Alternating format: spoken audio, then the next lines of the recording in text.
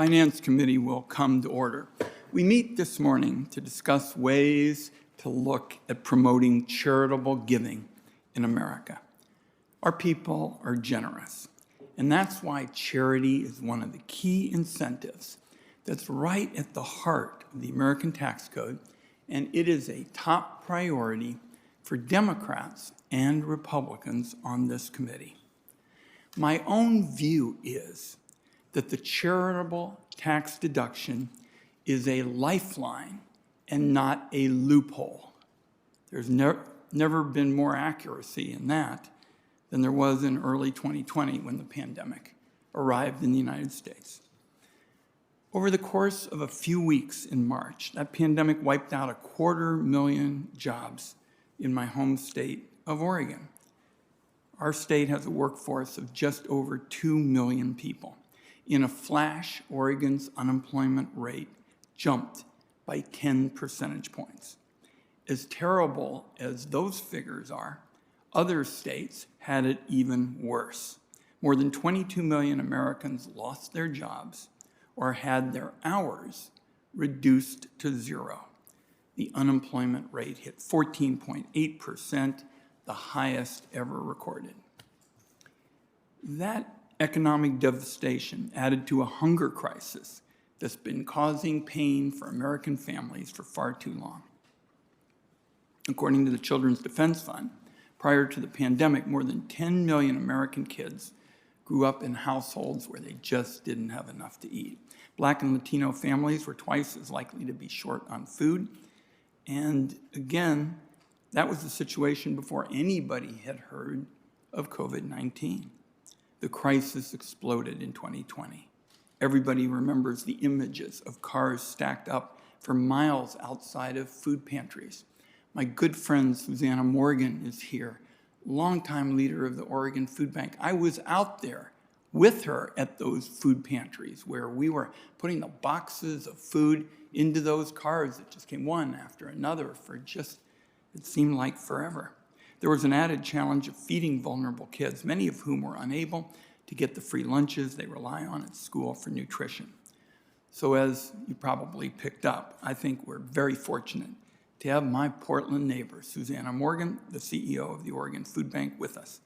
She'll describe how the crisis hit Oregon families like a wrecking ball, as well as how her terrific organization was able to respond through the 1,400 pantries it supports across Oregon and into Southwest Washington. The record shows that in 2020, in Oregon and across the country, Americans stepped up again and again when their neighbors needed help. Charitable giving reached new highs. The federal and state governments stepped up.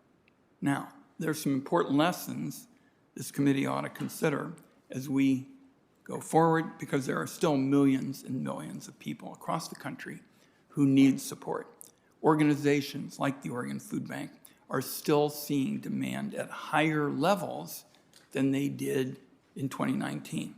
Two quick examples. First, the CARES Act, which the Congress passed in March of 2020, included a tax deduction for charitable donations of up to $300 for the vast majority of taxpayers who do not itemize their tax returns.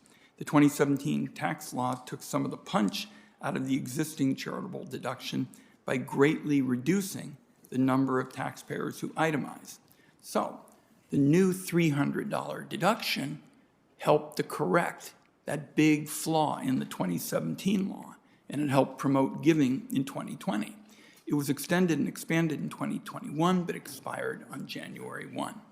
I believe there's going to be bipartisan interest in reviving it and expanding it to promote even more giving. Second, in addition to promoting donations, the Senate also ought to be looking at ways to help our nonprofits operate. Let's help them keep their doors open and keep their workers on the job.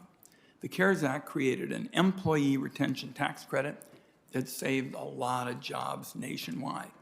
It was extended and expanded in 2021. The credit was designed with parity for nonprofits in mind, so that these nonprofits and their workers could certify and benefit just like other employers.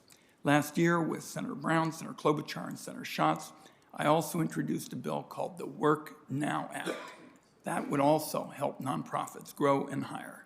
It would create a new grant program to help nonprofits retain staff, hire the unemployed, while also supporting efforts to scale up the services that are offered. Let me just close by saying this. Organizations like the Oregon Food Bank, and we're lucky to have them in virtually every nook and cranny of our country. Those organizations are the backbone of America.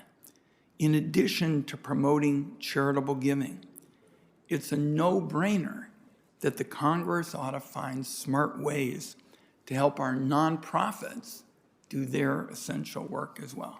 Lots for the community to discuss. I want to thank our witnesses for joining the committee, and I also want to express my appreciation to members of the Finance Committee. This will be the close of what amounts to a triple header for the committee this week. We began the week with a very important hearing looking at security and trade issues relating to the Indo-Pacific. Yesterday, we dealt with the enormously important question of finally getting relief to Americans who are just getting crushed by these prescription drug bills. And today, we're going to look at how to promote charitable giving. So I want to thank my colleagues. That's a pretty big load. There's a lot going on this week in the United States Senate. Let me recognize Senator Langford.